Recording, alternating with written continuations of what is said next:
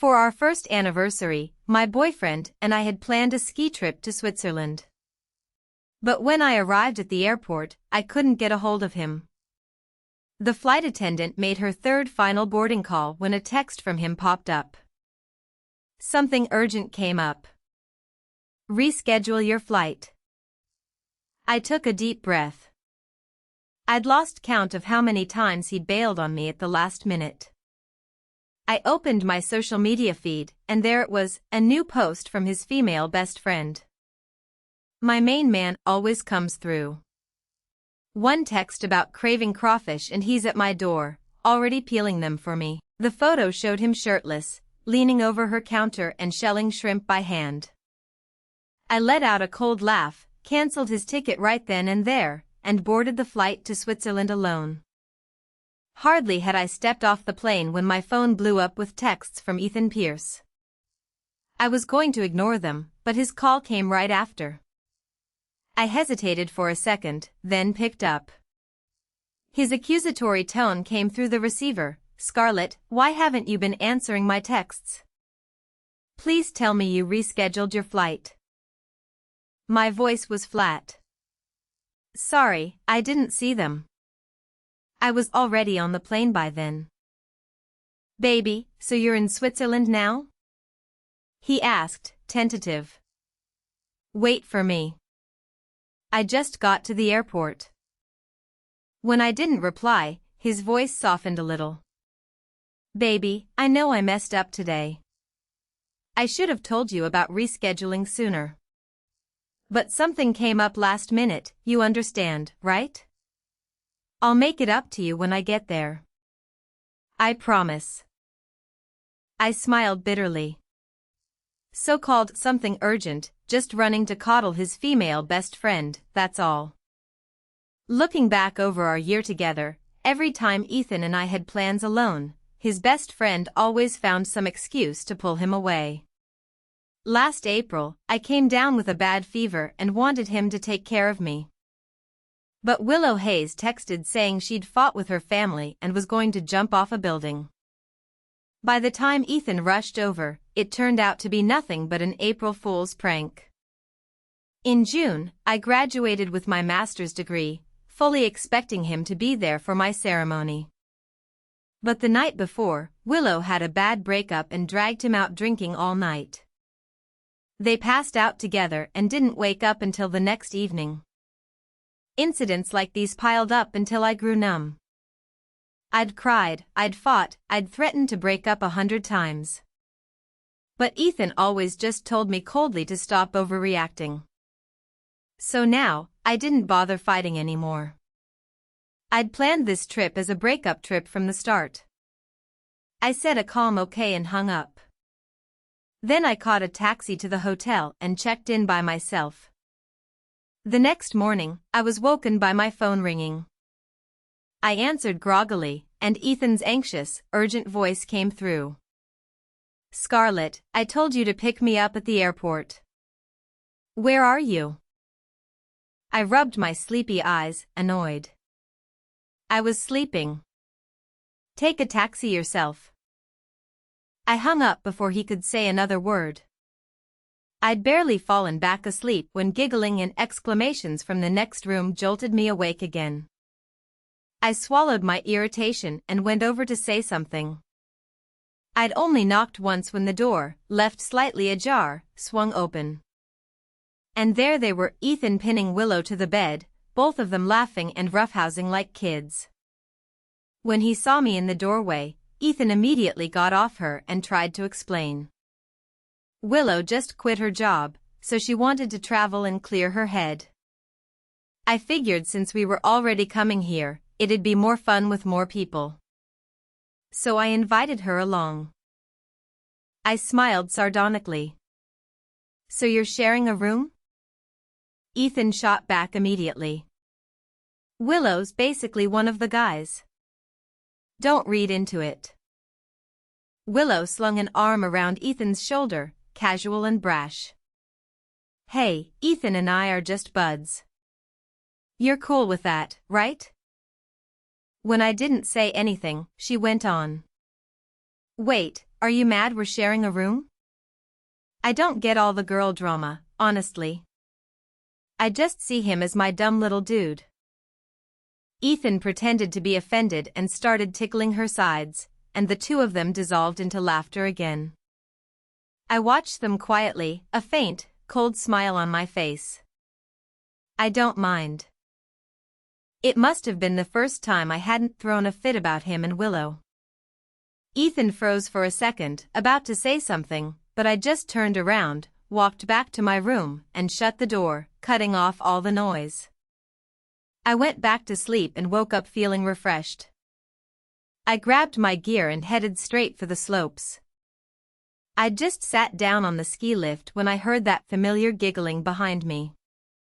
I glanced back. Willow was laughing so hard she was practically falling into Ethan's arms.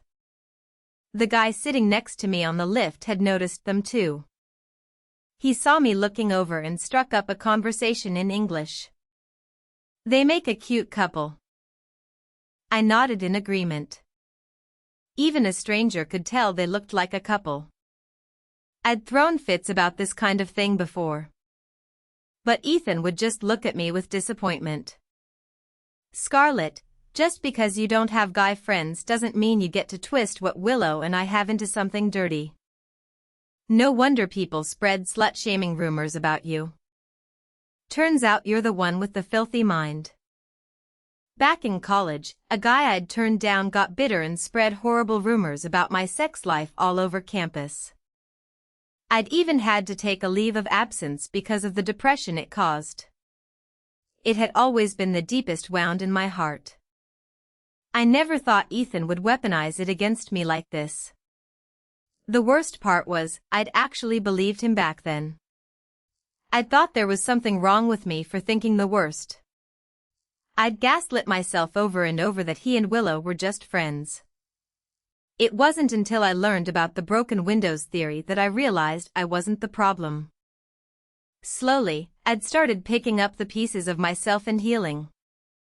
The mountain wind, thin and cold with mist, stung my cheeks. I looked away and stopped paying attention to the people behind me. I'd been skiing for years, so I threw myself into it completely. For a while, all my troubles faded away. After a few runs, I was tired and headed over to rest. I hadn't even left the slope when I heard Willow scream behind me. I didn't have time to move, she crashed straight into me, knocking me to the ground. Her ski slammed hard into my ankle. My face twisted in pain. Ethan rushed over right away, fawning over Willow and helping her up. Then he looked at me, sprawled on the ground in a mess, and yelled. Scarlett, you heard her yelling behind you, why didn't you move? Do you even know this is a black diamond run? If you can't ski, get back to the bunny slope. I clutched my ankle, biting down hard on my lip as tears welled up in my eyes.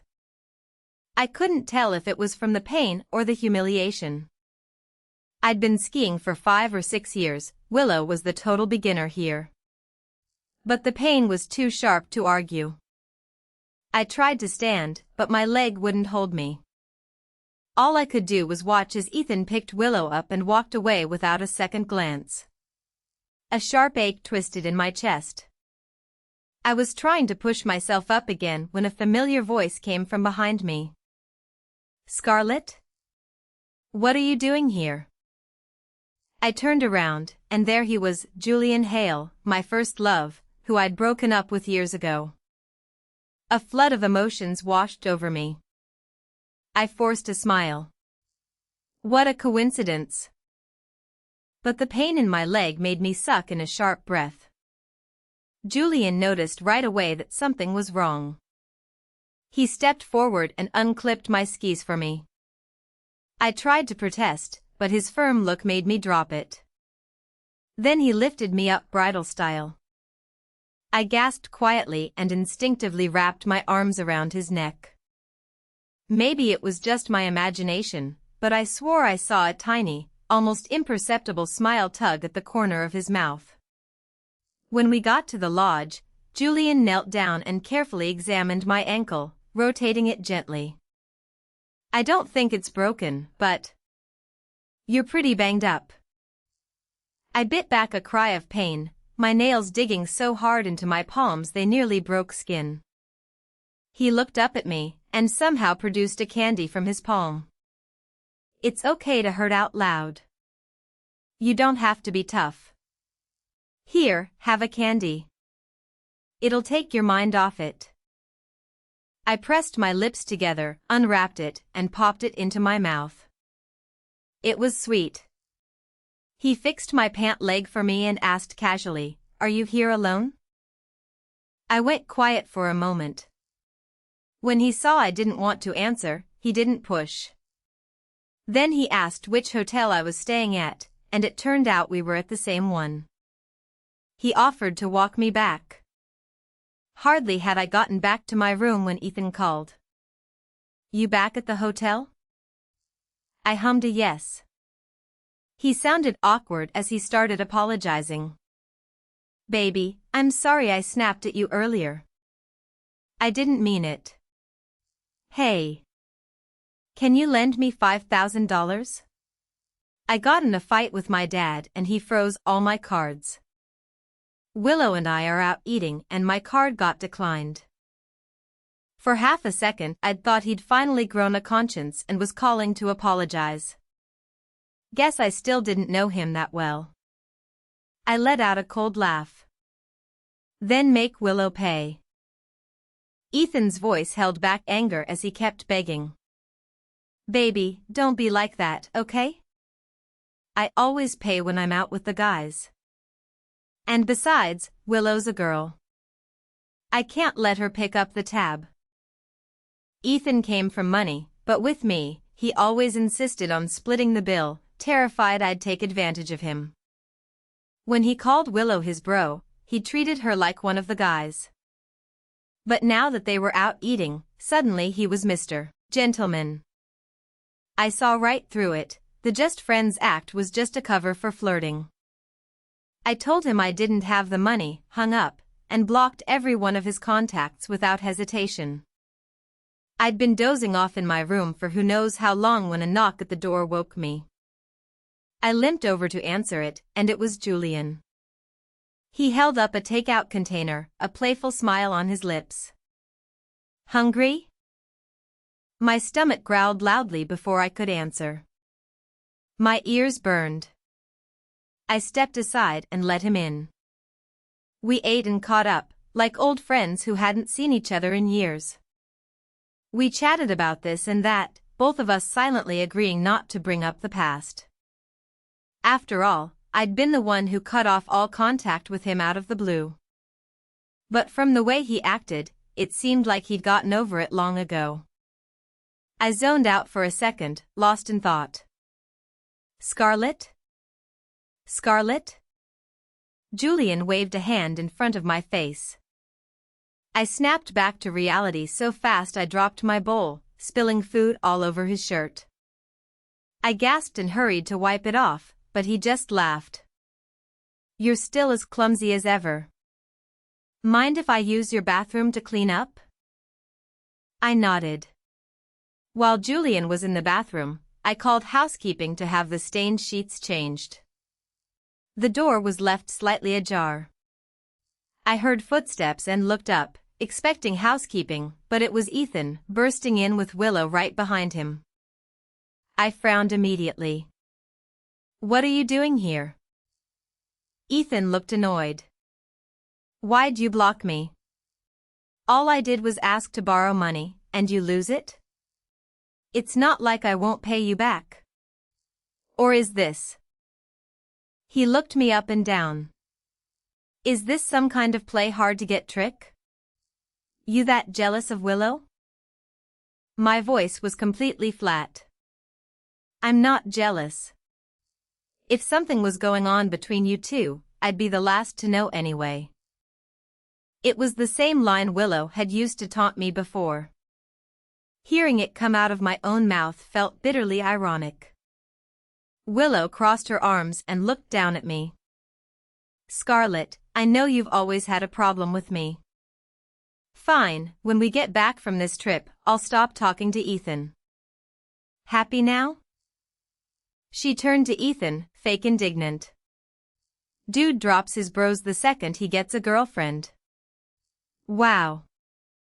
Good luck dating a drama queen like her. You're gonna be miserable. She stormed out, slamming the door behind her. Ethan was about to run after her when I stopped him sharply.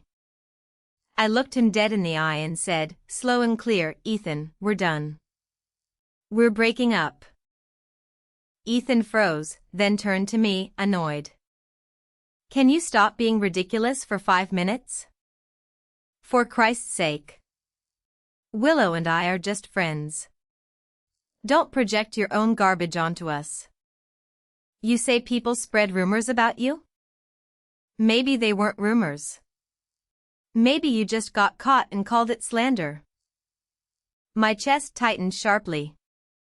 I was about to snap back when a low, deep voice came from the bathroom doorway. You don't get to judge who she is. If anyone's lacking class here, it's you. Julian stood in the bathroom doorway. The bottom of his shirt was damp, his sleeves rolled up to his elbows. He'd clearly heard the commotion and come out mid-cleanup. Ethan's gaze locked onto him, raking him up and down. His expression shifted in an instant, like a wild animal whose territory had been invaded. He pointed at Julian, voice tight with rage as he snapped at me. Who is he? What is he doing in your room? Before I could answer, Julian stepped forward and stood beside me, calm as anything. Who am I? I'm Scarlett's guy best friend. You brought your female best friend. She brought her guy best friend. Seems fair to me. Ethan was speechless for a second, but then he noticed Julian's damp shirt and his temper flared again. Guy best friend? Do I look like an idiot? Why were you in the bathroom? What were you two doing in here with the door closed? Scarlett, tell me the truth. Are you breaking up with me because of him? His eyes darted back and forth between us, sharp enough to cut. When neither of us spoke, he went on. Oh, I get it now. I thought it was weird. You used to scream and cry every time you saw me with Willow. Now you don't even care. Because you've been cheating on me this whole time. Julian's mouth twisted into a cold smile. He looked Ethan dead in the eye. Can you calm down, man? Scarlett and I are just friends. Don't project your own garbage onto us, okay? Ethan froze. It was the exact same line he'd just thrown at me. I froze too, glancing up at Julian in surprise. He'd heard the whole argument. Was he standing up for me? Ethan had nothing to say. He was scrambling for a comeback when the housekeeper showed up. She saw the three of us standing there tense, looked awkwardly at the room number, and asked carefully, Room 1002, you still want the sheets changed? That sentence dropped like a bomb. Ethan puffed up again, roaring. What stained sheets? And you still say nothing happened? Scarlett, you've been screwing around behind my back, haven't you? I frowned. The housekeeper flinched at his yelling, so I quickly sent her away for the time being. Ethan grabbed my shoulders roughly. I'm talking to you. You think this isn't embarrassing? His grip was so tight I winced in pain.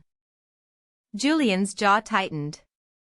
He stepped forward and shoved Ethan off me, his tone sharp. You have no right to question her. Nothing happened between us. And she just broke up with you. You're not together anymore.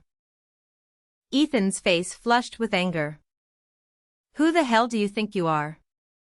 You don't get to tell me what to do. This is between me and Scarlett, stay out of it. Until I say we're done, I'm still her boyfriend. I'd had enough. Ethan, stop. I don't want you as my boyfriend. I came on this trip planning to break up with you. Ethan froze. Both he and Julian stared at me. My voice was calm, but tired. Being with you this past year. I'm just so tired. For a split second, panic flashed in Ethan's eyes when he saw how serious I was. But he pushed it down. You don't know what you're saying. Is this about Willow? We're just friends. And you've got your little guy friend here to make me jealous, don't you? I lifted my chin, my voice turning ice cold. Just friends? When I had a fever so bad I could barely move, you left me alone for a just friends April Fool's prank? On my graduation day, you stayed out all night drinking and sleeping in the same bed with her because she was heartbroken? Some friendship you've got there. Real pure. Ethan's Adam's apple bobbed. He couldn't argue with that, so he latched onto the sheets again. What about you? You're in here messing around with your guy friend, how's that any better? You ever wonder why people spread rumors about you? You think he won't do the same thing once he leaves this room? My chest tightened again, and tears spilled down my cheeks before I could stop them. Julian stepped in front of me, shielding me, and punched Ethan hard across the face. Before Ethan could even react, Julian dragged him over to the bed. Look. The sheets are stained because we spilled food on them while eating. You can't win an argument, so you go for her lowest point? I meant what I said, you're classless. Ethan stared at the food stains on the sheets, stunned again. Julian's voice was tight with anger. You've been with her this whole time and you don't even know her. You throw around slut-shaming like it's nothing. Do you have any idea why those rumors started? A guy in her class asked her out and she said no, so he made it all up. I still have his number. If you don't believe me, I'll call him right now. He dialed the number without hesitation. After explaining why he was calling, a cautious male voice came through the speaker. Hey, Julian. Scarlett's there? Can I talk to her? Scarlett. I'm so sorry about what happened back then. I was young and stupid. I had no idea it would still hurt you after all these years. I really am sorry. Don't take it to heart, okay? I didn't mean to spread those lies. I was just embarrassed you turned me down, so I ran my mouth. I felt terrible when you took time off school. I'm so sorry. Hearing that familiar voice made me flinch involuntarily. Julian saw how upset I was and hung up immediately. Back then, that was why I'd broken up with him. I'd found out he was still friends with the guy who'd started the rumors. Maybe it was just guy talk, but I'd heard that guy say, "Nice one, man." You actually landed Scarlett? I'd believed birds of a feather flocked together. No matter how much Julian begged, I'd insisted on breaking up. Later, I'd heard from mutual friends that Julian and that guy were just casual acquaintances, and that he'd never been the person I thought he was. But I never reached out. If it weren't for this trip, we probably never would have seen each other again. Julian frowned at me, noticing my injured ankle. You're hurt. Don't stand if it hurts. Sit down. I'm sorry, I called him because I wanted to. I shook my head and gave him a small, reassuring smile. I'd never expected to get an apology, not after all these years. I had been standing too long. My ankle was starting to throb again. Julian stepped over and helped me over to the couch. He kept a respectful distance, no closeness, no flirtation, but positioned himself between me and Ethan. It was the same quiet, instinctive protectiveness he'd had all those years ago. Back then, whenever someone pointed at me and whispered that's her, he'd always step half a step forward, putting himself between me and them, calm and steady. Ethan watched, and suddenly he stopped yelling. He stood there like a caged animal, angry, restless, with nowhere to go. The silence stretched on. His face was unreadable. After a long hesitation, he spoke to me.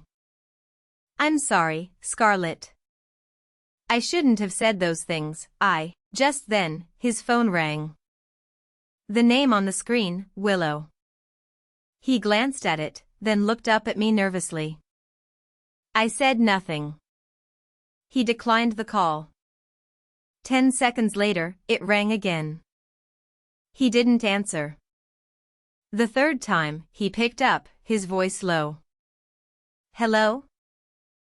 The voice on the other end was loud enough for everyone in the room to hear. "Ethan. Where are you? You just gonna leave me out here?" It was Willow, her voice teary and upset. "I've been waiting outside the hotel forever, my feet are freezing." "Are you still with Scarlett? Do you even care about your best friend anymore?" Ethan held the phone, silent. He glanced at me reflexively, looking awkward. "You're still downstairs?" Willow's voice was sharp. "Yeah, obviously. You always say bros before hoes. Now you're ditching your bro for some girl?" Ethan's face burned. He glanced at me out of the corner of his eye.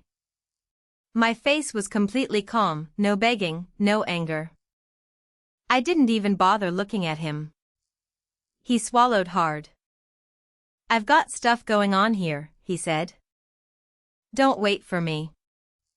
Just come inside, don't stand out in the cold." There was a pause. "Stuff? What stuff?" "Scarlet stuff, right?" Willow's voice turned sharp. "You're groveling to her again, aren't you? You know what I hate most about you? You lose all your spine the second you get a girlfriend. She throws a fit and you crawl. Where's your self-respect?" Ethan said nothing. And let's be real about her past. Why would people spread rumors about her and nobody else? There's no smoke without fire. You know that's true. The room was dead silent. Every word cut through the air, sharp and clear. Julian's jaw tightened. I could tell he wanted to snatch the phone right out of Ethan's hand. Ethan frowned and cut in. "She's not like that." There was a silence on the line. Then Willow laughed. "Ethan, are you serious? That's not what you used to say. You said she was insecure and dramatic. You said out of all your exes, she was the most high maintenance. What, you changing your tune now?" Ethan's knuckles went white around the phone. Willow's voice went cold. "Fine. If you're gonna throw away years of friendship for a drama queen, whatever. Don't say I didn't warn you. Girls know girls. I can tell she's loose the second I look at her." I couldn't help it. My voice was cool, just loud enough to carry. "Some girl you are. Didn't Ethan say you're basically one of the guys?" Willow heard, and she snapped. "Ethan. You're just gonna let her talk to me like that? Unbelievable. You're so love-brained it's pathetic." "I'm done." The line went dead. Silence fell over the room again. Ethan stood there frozen, like a man with nowhere left to run. He looked at me, nervousness in his eyes. "Scarlett, she doesn't know what she's talking about. Let's talk about this. Please." I lifted my gaze. "Talk about what?" He opened his mouth, like he had 1,000 things to say, but nothing came out. I said it for him. You want to know if I planned this breakup all along? His pupils flared. I came on this trip as a breakup trip. One last time, then we go home and go our separate ways. His breath caught. So when you said we were done today, you meant it? I did. Not because you're jealous of Willow? No. He was quiet for a long time. Then he spoke, his voice rough as sandpaper. What if I say, I don't want to break up? I looked at him. He stood there, tie askew, hair messy, with a look in his eyes I'd never seen before. Not anger, not condescension. Panic. Like it was finally hitting him that I really was leaving. Ethan, I said, my voice soft but firm. You don't get a choice. From the very start, this relationship was all me, chasing, waiting, compromising. I'm done chasing. He took a step forward. I know I've put you through a lot this past year. You don't know. I cut him off. If you knew, you wouldn't have told me to reschedule our anniversary trip while you were off running errands for your best friend. If you knew, you wouldn't have let me fly here alone. If you knew, you wouldn't have booked her a room right next to ours. If you knew, I paused. You wouldn't have picked her up and walked away when I was lying on the snow, hurt. He flinched like he'd been punched. His eyes dropped to my swollen ankle. I didn't know you were hurt that bad. I looked at his pale face and smiled. It was a soft smile, no sarcasm, no anger. Ethan, let's break up. I realized I don't care about you anymore. His shoulders went tight. He begged me for a long time, saying he'd cut Willow off completely once we got home, that he'd never talk to her again. He promised he'd make up our anniversary properly. But I didn't budge. Finally, Julian stepped forward and ushered him out. The second the door clicked shut, everything went quiet. Julian picked up the discarded takeout containers and threw them away, then checked my ankle again. He said the swelling had gone down some, and I should be able to walk normally by morning. Which room are you in? I asked. 1005, end of the hall. I nodded, not sure what to say. He didn't rush to leave either. He stood by the window for a while, watching the snow-capped mountains fade into dusk. Scarlet. Back then. He turned to me, then trailed off. The evening light cut his profile in half light, half shadow.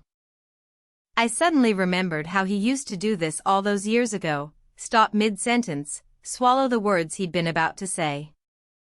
I spoke up first. Why did you still have his number? He was quiet for a long time. He did a terrible thing. But that's not all he is. I looked down at my hands, voice quiet. That's just how I am. I see things in black and white. I can't stand gray areas.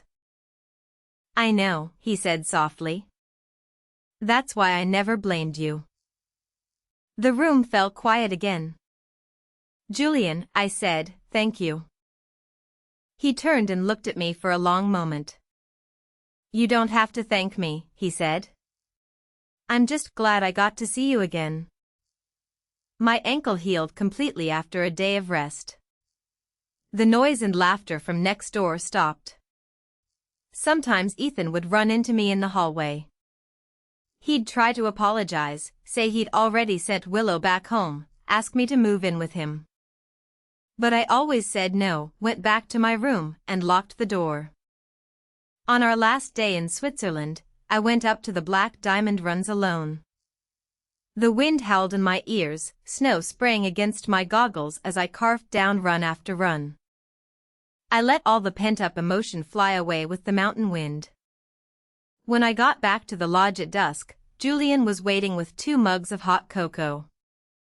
"Here," he said, handing me one. "It's not bitter." I took a sip. He was right, perfectly sweet, no bitterness. We moved like 2 parallel lines, steady and unrushed. On the day we flew back, we took the same flight. It was snowing lightly when we landed in New York. He stopped at the exit and asked, "Anyone picking you up?" I said no. He nodded. "Then let me take you out to dinner sometime." I said okay. We saw each other again a week later. We'd agreed to meet at a Japanese restaurant. By coincidence, Ethan was there too, back from his trip, having dinner with a group of his guy friends. Willow wasn't with him this time. Ethan spotted me and froze. "Your ex is here," Julian said, tone neutral. We sat down at a table. It doesn't matter. Ethan had never brought me around his friend group. Willow had said I wouldn't fit in with the guys' nights. Because of that, none of them recognized me as his ex. They were sitting right next to us, separated by a bamboo lattice screen that did nothing to block sound. Snippets of their conversation drifted over. "Come on, Ethan, don't just drink. Eat something." The clink of glasses followed. Then a girl's voice, forced and overly casual, "Hey, Jace, I finished my drink. You don't mind if I have a sip of yours, right?" Jace Carter, the guy she'd spoken to, turned her down flat. "Actually, I do mind. I have a girlfriend." The girl laughed it off. "Don't be so uptight. We're just bros. If your girlfriend gets mad about this, she's not worth it, honestly." Jace scoffed. "Why do you and Willow always crash guys' nights, anyway? Seriously, if you're that bored, go get a boyfriend. Honestly, I don't even know why we hang out. All you do is cause drama. My girlfriend told me what you people are, pick-me girls. You think you're gonna be the group's favorite? Not a chance. If you're gonna be here, I'm out." The other guys tried to calm him down. "Whoa, Jace, chill out." The girl's face turned bright red with anger. "What's your problem? You're wasted." Jace didn't hold back. "Wasted? I'm just saying, you're a girl. Why do you always hang around a bunch of guys? You might be comfortable with it, but I'm not. That desperate for male attention? I'm just being honest. Don't take it personal." As he kept going, the girl huffed and stormed out. I was surprised. I'd never expected Ethan to have a friend like that. Maybe birds of a feather flock together wasn't always true after all. I never heard Ethan say a word. Jace just kept talking, probably a little drunk. Out of all of us, Ethan's the worst at reading people. He says we just don't get girl best friends. But I can spot those girls from a mile away. She calls you bro, slings an arm around you, texts you at 2 a.m. saying she's sad. But think about it, is that really how your actual guy friends act? Your real homies hit you up like, "Yo, let's grab a drink." She hits you up like, "I'm so sad, can you come over?" Your real homies get drunk and call themselves an Uber home. She gets drunk and throws herself all over you. The other side of the screen went quiet. Then another guy spoke up. "Damn, you got that all figured out. Got burned by one before?" "Shut up," Jace said with a laugh. "I just got a good head on my shoulders. And my girlfriend taught me well. You only get one girlfriend. I'm not gonna mess that up." I glanced over and caught Ethan staring at me through the steam rising from our food. I didn't look back. I finished my meal in silence, then walked out with Julian. But Ethan chased after us. His eyes were red-rimmed. Scarlet. Can we just talk? I shook my head, my voice cold. Ethan, we ended things a long time ago. I kept walking, straight ahead, without looking back. Julian fell into step beside me, and just like all those years ago, he slipped his coat over my shoulders. You'll catch a cold. I smiled, looking him straight in the eye. Julian, I've been thinking. Maybe that whole birds of a feather thing isn't always true. Have you dated anyone since? Since us? Julian looked at me, confused, then shook his head. I've been waiting for you. I paused, then said softly, you don't have to wait anymore. Let's try again. Us. It took him a second to process it. Then he smiled and pulled me into his arms. Okay.